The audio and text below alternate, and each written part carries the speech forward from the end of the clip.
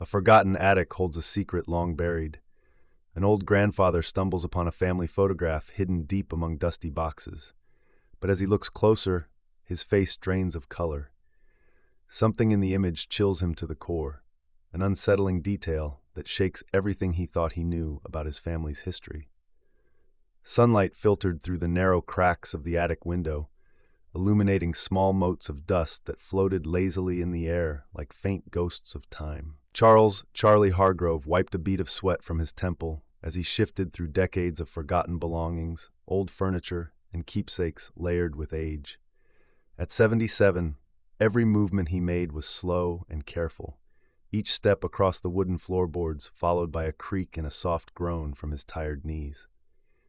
It was his granddaughter, Lucy, who had inspired this search, a bright-eyed history major who loved to dig into their family's past. She had asked him to find any old photographs or documents that could help her piece together their genealogy.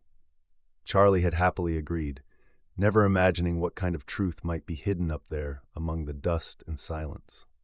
His eyes caught an old battered cardboard box wedged beneath the attic beams, its label nearly faded away. It read faintly, Harrove Memories. Pulling it toward him with both hands, he lifted the lid slowly.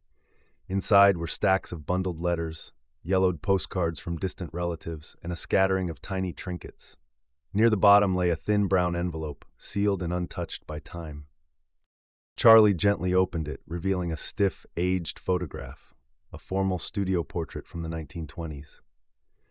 The faces staring back at him were serious yet familiar. His father, Raymond, sitting straight in a tailored suit, his older sister, Agnes, standing quietly beside him, and himself, just a toddler, uncertain and wide-eyed. He had rarely thought about his father's death, a mystery that had never been properly solved. Some locals once whispered it had ties to gang activity, but that never sat right with him. His father had been a hard-working, honest man, a man of integrity, not crime.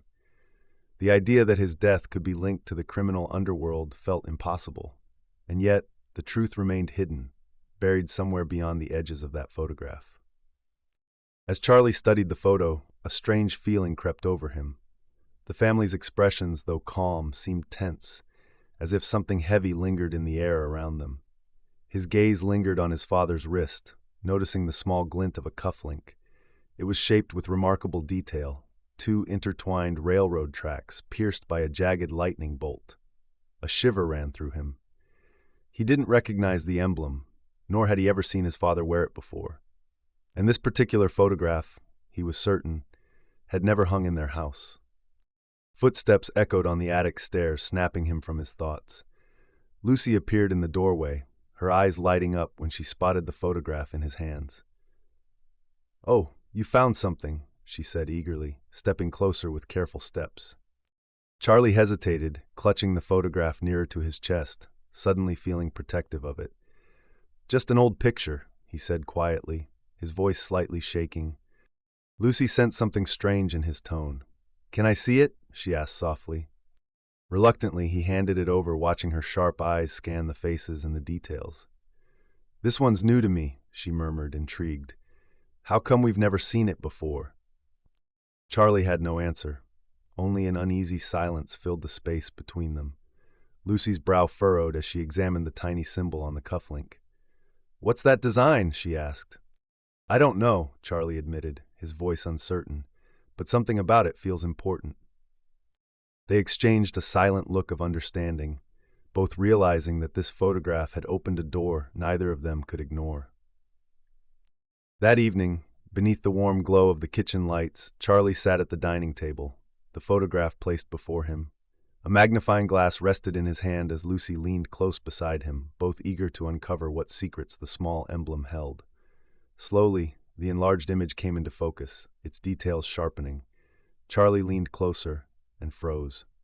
His breath caught, his heart skipped a beat, and all color drained from his face. "My God," he whispered, his hand trembling slightly. "What is it, Grandpa?" Lucy asked, her eyes filled with concern. He set the magnifying glass down for a moment, steadying himself. "I've seen this symbol before," he said quietly. "Years ago, in old newspaper clippings and police reports." Lucy blinked in confusion. "What does it mean?" Charlie's voice dropped lower, carrying both disbelief and fear. "The Midwest Lightning Gang," he said slowly. "They robbed a payroll train near Milwaukee in 1927. $500,000 vanished and was never found. That emblem, the lightning through the tracks, was their mark." Lucy's mouth fell open. "You're saying great-grandfather might have been part of that?" "I don't know," Charlie replied, the words heavy. "He worked for the railroad at that time. He lost his job after the war and was struggling financially.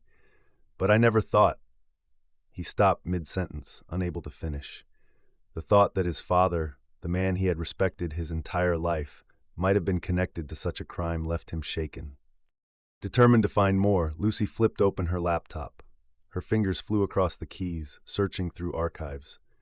Moments later, black and white newspaper clippings from July 1927 filled the screen. Headlines screamed, "Lightning Gang Strikes Again. Payroll Train Robbed Near Milwaukee." Grainy photos showed masked men, their faces blurred in motion. None were ever identified. One article, though, mentioned something ominous.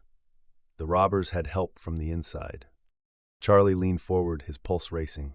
Lucy scrolled further until her eyes caught a line buried deep in a smaller column. It referenced a sealed federal record. Case number 2147. Suspects undisclosed. Evidence sealed by court order. "I've seen that number somewhere," Charlie murmured urgently, his voice unsteady. He turned the photo over and carefully peeled back the fragile backing paper. Faint pencil markings revealed a note. RH case number 2147. Lucy gasped, the realization dawning on her face. "Grandpa, this wasn't just a robbery," she said softly. "Your father was connected, maybe directly." Charlie sank back in his chair, feeling the room spin slightly. His father, the man he'd always thought of as honorable, suddenly seemed like a stranger. "But why?" he whispered. "Why would he keep something like this hidden? And why take this photograph at all?" Lucy placed a hand gently over his. "We'll find out," she said with quiet determination. "Whatever happened, the truth has been locked away for almost a century. Maybe your father tried to leave clues behind." Charlie's eyes grew distant, memories stirring like dust in sunlight. "If he did, we'll uncover them," he said at last, "even if it changes everything." The next morning, clouds hung heavy over the sky as Charlie and Lucy entered the Milwaukee County Archives. The old stone building loomed above them, its echoing halls lined with shelves of forgotten records. At the front desk sat an elderly archivist named Margaret, her gentle eyes peering curiously over her glasses. Lucy approached with a polite smile. "We're researching a historical case," she said, "something from 1927. Case number 2147, possibly connected to a payroll train robbery from 1927. Any piece of information would help." Margaret paused for a brief moment, her eyes moving between Lucy's hopeful face and Charlie's troubled expression. She pressed her lips together thoughtfully. "Files like these are usually kept deep in storage," she explained. "It normally takes at least 2 days to retrieve them, unless you have a court-signed request or an official order." Lucy's shoulders sank a little. "It's really important, more personal than legal," she said softly. "Is there any way to speed it up?" Margaret sighed, sympathy in her eyes. "I'm sorry, but the rules are strict. Without proper authorization, my hands are tied. It's standard procedure. These are fragile records, and we must protect their condition." Charlie shifted uncomfortably, holding the old photograph tightly in his hand. His thoughts wandered to vague memories of Raymond, quiet, honest, hard-working. But beneath that quiet dignity, could something darker have been hidden? His shoulders lowered as he accepted another obstacle standing between him and the truth he was chasing. Lucy nodded gently, disappointment written all over her face. She placed a comforting hand on Charlie's arm. "We understand," she said softly, turning toward the door. "Thank you anyway." Just as they began to leave, Margaret looked up once again. Her eyes met Charlie's, noticing for the first time the deep sadness in his tired features, the quiet pain that seemed to rest beneath. She hesitated, moved by his silent desperation and sincerity. "Wait," Margaret called out softly, making them stop in surprise. "Let me see what I can do. No promises, but give me a minute." Charlie's eyes brightened with cautious hope as Margaret disappeared into the maze of filing cabinets. her determined footsteps echoing faintly down the hall. A few minutes later, she returned, holding a thin, faded folder. "Not much here," she said quietly, placing it carefully on the counter. "But maybe it's enough to help." Charlie's voice trembled slightly as he whispered, "Thank you." Margaret nodded simply, her expression soft but resolute, silently understanding that sometimes truth was worth more than protocol. Charlie opened the file, heart pounding as he read the brief notes inside. Raymond Hargrove interviewed.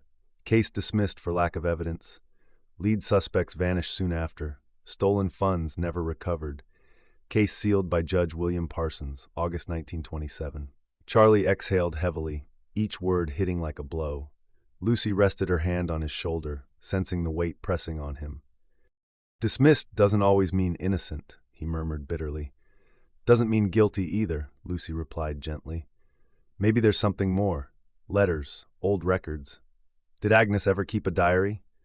Charlie paused, searching his memory. "I think your grandmother mentioned that Agnes' things were sold at an auction on Harper Street years ago. Maybe something is still there." Within the hour, they were standing among shelves of old treasures inside Harper Street's vintage finds. The shop owner, Marcus, perked up when he heard Agnes's name. After a moment, he disappeared into the back and returned with a small leather-bound journal. "Thought this might mean something one day," he said softly, handing the diary into Charlie's shaking hands.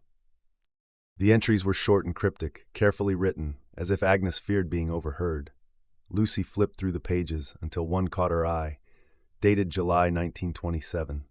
"Father gone again. Strange voices downstairs. Men with badges asked questions. Father buried something behind the shed. Told Mother to stay quiet. Afraid everything will fall apart." Charlie's breath caught sharply. "Buried something? The money?" Lucy whispered, eyes wide. "Could Raymond have hidden the stolen payroll?" Charlie shook his head slowly, uneasy but determined to know the truth. "There's only one way to find out." They spent the rest of the evening digging behind the old family shed, the damp soil heavy under their shovels. Just as the daylight faded, a metallic clang broke the silence. Lucy knelt and pulled a small rusted tin box from the ground. Inside were yellowed newspaper clippings about the robbery and a wrapped photographic negative. They hurried inside, hearts pounding. Lucy placed the negative on a light box, revealing the image. Raymond stood nervously beside another man holding a brass key marked 1227, the date of the robbery. Charlie stared at the picture, frozen. He wasn't just connected. He was holding the key, literally, to everything. Lucy placed her hand gently on his shoulder. "We can't turn away now, Grandpa. We have to finish this." Charlie nodded slowly, resignation mixing with a growing resolve. "Then let's finally uncover the truth." The next afternoon, Charlie and Lucy stood before the decaying remains of the old Milwaukee Federal Savings Bank, its grand stonework now waiting for demolition. After urgent calls and explanations, they had secured permission to access the vault one final time, the same place that had once held countless locked secrets. A city employee escorted them down to the vault, the heavy doors groaning open with resistance. The air was thick with age, heavy with forgotten stories. They approached box number 1227, and Charlie's heart raced as Lucy turned the key. It fit perfectly. The lock clicked open, releasing decades of silence. Inside were carefully folded papers, a bundle of bearer bonds, and a sealed envelope. Charlie broke the seal gently, his hands trembling as he unfolded a letter. The moment he recognized his father's handwriting, his face went pale. "To whoever finds this, I never wanted this life. I joined the Lightning Gang out of desperation after the railroad layoffs left us with nothing. They promised no one would get hurt, only the money. But things went terribly wrong. I panicked and hid the payroll, intending to return it later. Fear and guilt consumed me. I cannot change the past, but maybe someone can restore the honor I lost. Forgive me. Raymond Hargrove." Charlie's eyes filled with tears, sorrow and understanding blending together. Lucy squeezed his arm gently. "He carried that guilt alone," Charlie whispered. "He never told anyone." Lucy looked down at the documents, realizing how important and complicated this discovery was. "What should we do now?" she asked quietly. Charlie exhaled deeply. "We honor his wish. He wanted to make things right. It's time to give him that chance. Lucy looked at him, unsure. What do you mean? We return the bonds, he said firmly. Not for us, but for him. We'll give everything to the museum. Let this story show the truth about choices, regret, and redemption. Lucy nodded slowly, pride warming her expression. I think he'd want that, she said softly.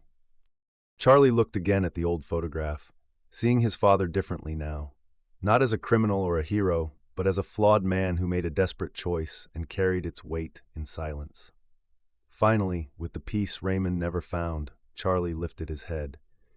Let's give him his voice back, he said gently. He's carried these secrets long enough. As they stepped outside into the cool air, Charlie took a deep breath, feeling lighter than he had in years. The truth no longer chained him. It had freed him. 2 weeks later, autumn leaves drifted across the lawn in waves of red and gold beneath a soft afternoon sun. Charlie stood quietly in his living room, gazing at the mantelpiece. Behind glass sat the restored family photograph, Raymond's distinctive cufflink now visible beside it. Next to it stood a newer picture, Charlie smiling with Lucy and her newborn son. 3 generations, side by side, bound together by courage and truth. Lucy entered, carrying 2 mugs of steaming tea, her expression calm and thoughtful. The museum called today, she said softly. They're excited to display the collection, and the scholarship you created in Raymond's name starts next spring. Charlie smiled, his heart full of both pride and relief. Maybe something good can finally come from his mistakes. Lucy rested a hand on his shoulder. He'd be proud, Grandpa, proud of you, and of the courage it took to face what he couldn't. Charlie nodded, his eyes soft as he looked once more at the photographs, one showing the past, one the present. I spent my whole life wondering who my father truly was. Now I finally know, and so will others. At last, he understood who he was too, and it felt like coming home. Sometimes the courage to face our past reshapes the future. That's what Charlie learned by uncovering the truth buried within an old photograph.